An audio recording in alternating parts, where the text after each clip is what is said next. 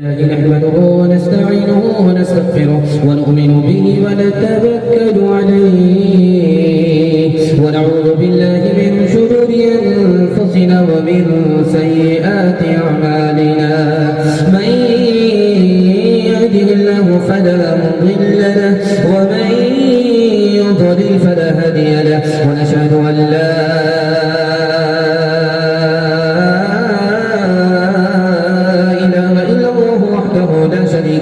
ونشهد أن سيدنا ونبينا وحبيبنا وشفيعنا وسندنا وإمامنا ومولانا محمدا عبده ورسوله صلى الله عليه وعلى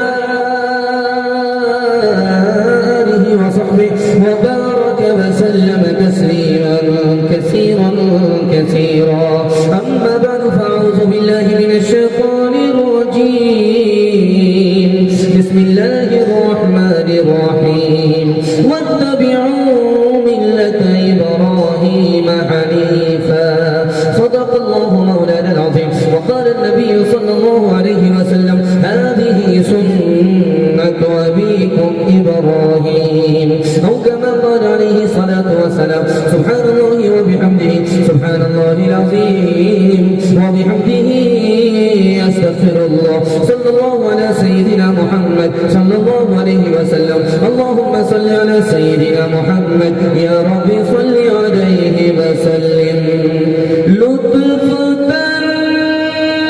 چرنے کا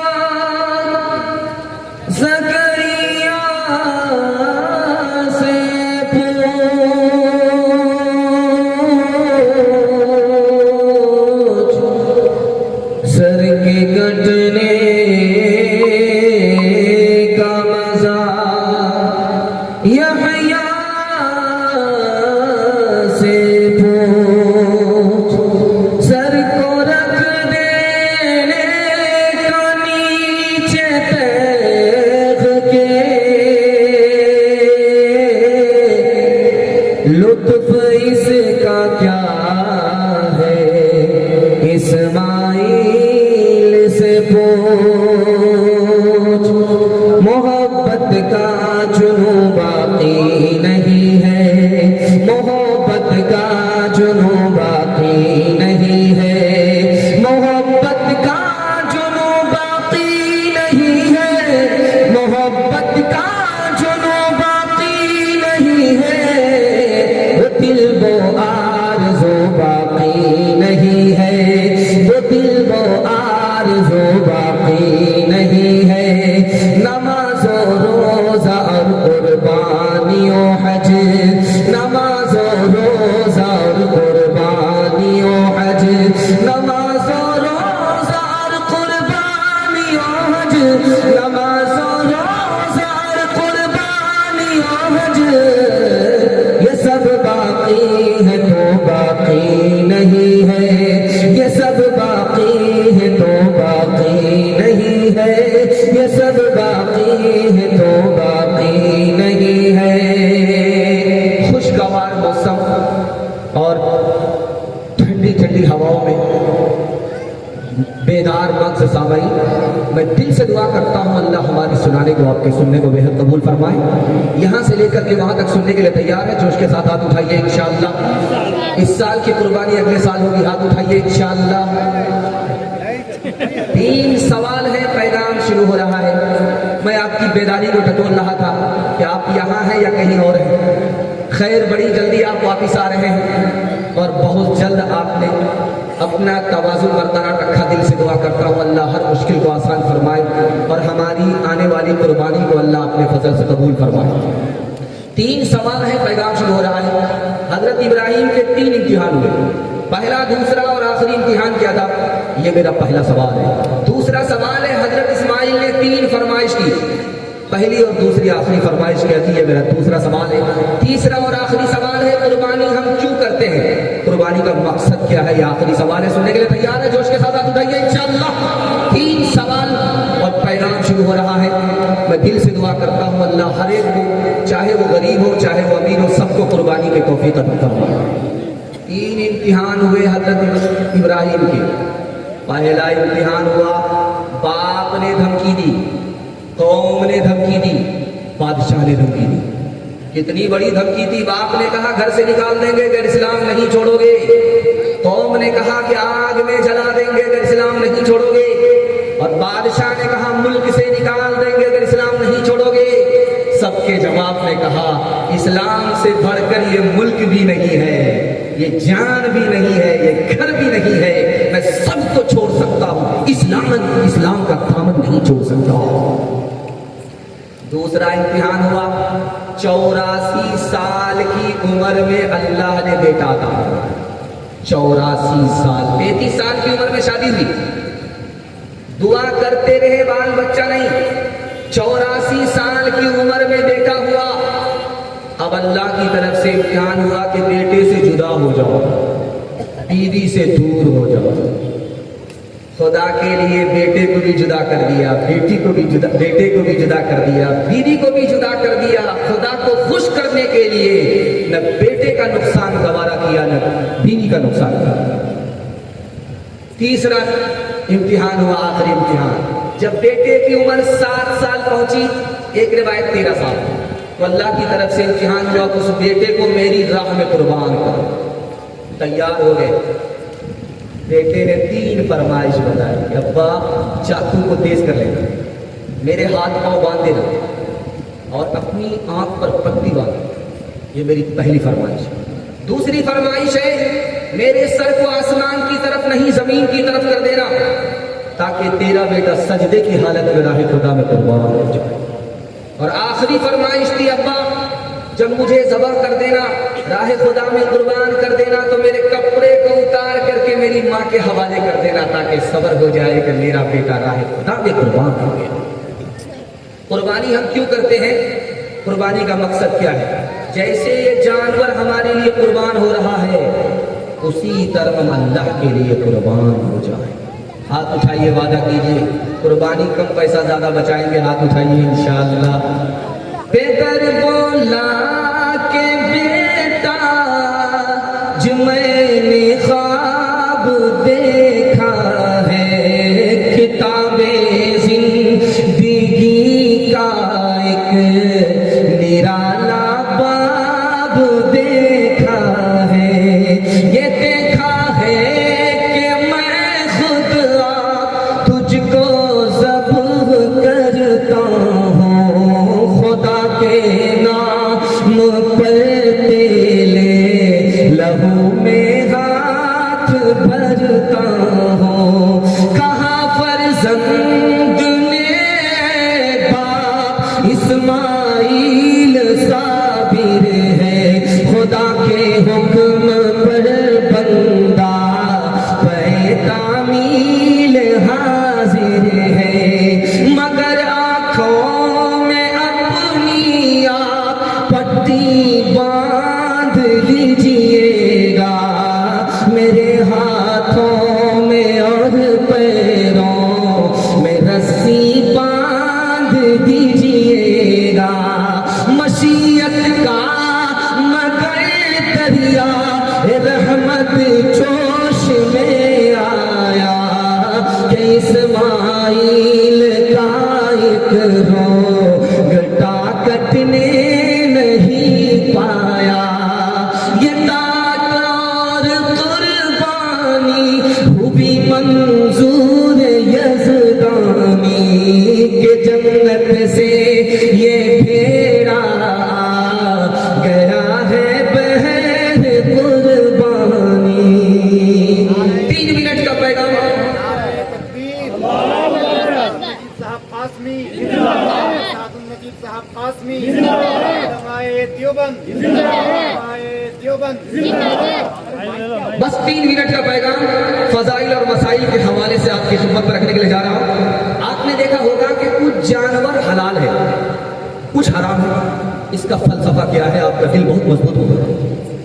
جو جانور گندا تھا, ناپاک تھا, اس کو حرام کر دیا. جو صاف ستھرا تھا, ناپاک نہیں تھا, اس کو حلال کر دیا. جس جانور کے اندر زہر تھا اس کو حرام کر دیا. جو زہر سے خالی تھا اس کو حلال کر دیا. جو انسان کی طرح شریف تھا اس کو حلال کیا. اور جو درندہ تھا حملہ کرنے والا تھا اس کو حرام کیا. جو جانور زندہ تھا اس کو حلال کیا، جو جانور مر گیا اس کو حرام کیا. مردہ جانور کو اس لیے حرام کیا تاکہ ایمان بھی محفوظ رہے، اخلاق بھی محفوظ رہے. سبحان اللہ. دوسری بات کو بہت دھیان سے سنیے گا، اللہ آپ کے علم میں اضافہ فرمائے، میرے مطالعہ کو تازہ فرمائے. آمین. جانور کے ساتھ اچھا برا سلوک کیا ہے؟ اللہ کے رسول نے جانور کے منہ پر مارنے والے کو اور جانور کے بدن کے داغنے والے کو بد دعا دی ہے. اس لیے آپ جانور کو منہ پر مار نہیں سکتے، یہ حرام. جانور کے جسم کو داغ نہیں سکتے، یہ گناہ.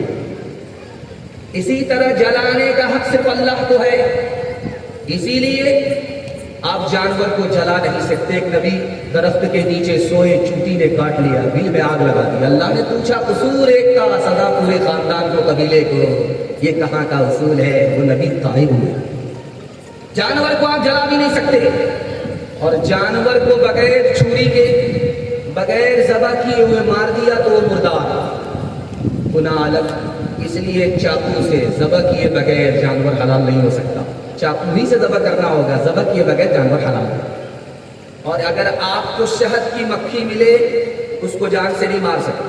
پیر کے نیچے چوٹی ہے اس کو جان سے نہیں مار سکتے. گوریا ہے اس کو مار نہیں سکتے، اس میں فائدہ نہیں ہے. بے فائدہ جانور کو مارنا حرام ہے. سب سے بڑی بات، پیاسے جانور کو پانی پلا دیا، چاہے وہ کتا ہو، آدمی جنتی ہو جاتا ہے. بھوکے پیاسے جانور کو مار دیا، چاہے 40 سال عبادت کرنے والا ہو، سیدھا جہنم میں پہنچ جاتا ہے. آخری بات، اس کو بہت دھیان سے سنیے گا، قربانی صحیح کہاں ہوتی ہے، غلط کہاں ہوتی ہے. آدمی قربانی کر رہا ہے کہ لوگ کیا کہیں گے، نہیں کریں گے تو قربانی قبول نہیں ہوگی. آپ کی جیب میں پیسہ نہیں ہے پھر بھی قربانی کیجئے، کیونکہ ہر بال پر ثواب ملتا ہے. جانور کے جسم پر بے حساب بال ہے، بے حساب ثواب ملتا ہے. لیکن اگر آپ یہ سوچ کر کے قربانی کر رہے ہیں کہ لوگ کیا کہیں گے، تو آپ کی قربانی ہی نہیں. گوشت کو دیکھ کر کے قربانی کر رہے ہیں، ثواب کو دیکھ کر کے نہیں، قربانی نہیں ہوگی.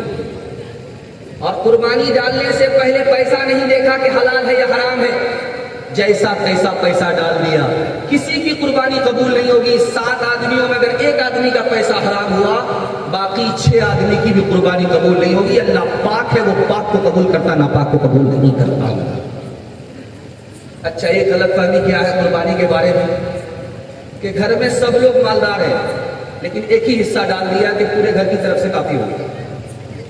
گھر میں سب لوگ مالدار ہیں، 1 سال قربانی کیا، زندگی بھر کے لیے کافی سمجھا. ایک قربانی دی، زندگی بھر کے لیے کافی سمجھا. ایک حصہ ڈالا، پورے گھر کے لیے کافی سمجھا. اگر آپ نے وسعت کے باوجود، مالدار ہونے کے باوجود قربانی نہیں کی تو اللہ کے رسول نے کہا میری عیدگاہ میں نہ آئے. اتنی بڑی دھمکی ہے. اس لیے چاہے غریب رہیں چاہے امیر رہیں، ثواب کے لیے انشاءاللہ قربانی کریں گے. ہاتھ اٹھائیے انشاءاللہ. آنکھ بند کر کے قربانی کریں گے، صحیح اور غلط بات میں دیکھیں گے. ہاتھ اٹھائیے انشاءاللہ. اے لا الہ کے وارث، اے لا الہ کے وارث، باقی نہیں ہے تجھ میں گفتار دلبرانہ، کردار قاہرانہ، گفتار دلبرانہ. تیری نگاہ سے دل سینوں میں کانپتے تھے، تیری نگاہ سے دل سینوں میں کانپتے تھے. کھویا گیا ہے تیرا، کھویا گیا ہے تیرا جذبہ قلندرانہ. اے لا الہ کے وارث. آپ اتنی محبت سے سن رہے ہیں کہ زبان کی رفتار بتا رہی ہے کہ آپ بالکل تازہ دم سن رہے ہیں. اللہ اس محبت کو سلامت رکھے. آمین.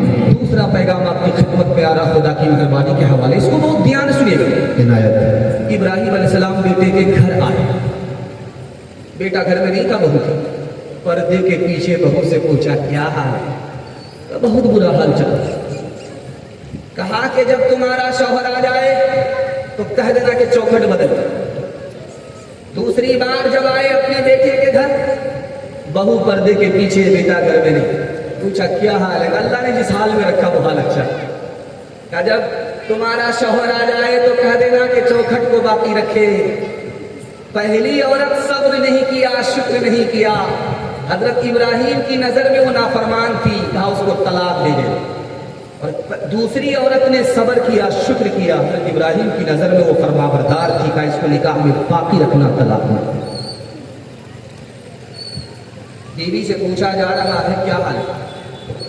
कहा क्या हाल है, इस घर में जब से आई हूं कयामत ही देखो, इससे तो अच्छा मेरा बाप का घर था। नाफरमान। दूसरी औरत से पूछा जा रहा है कि क्या हाल है?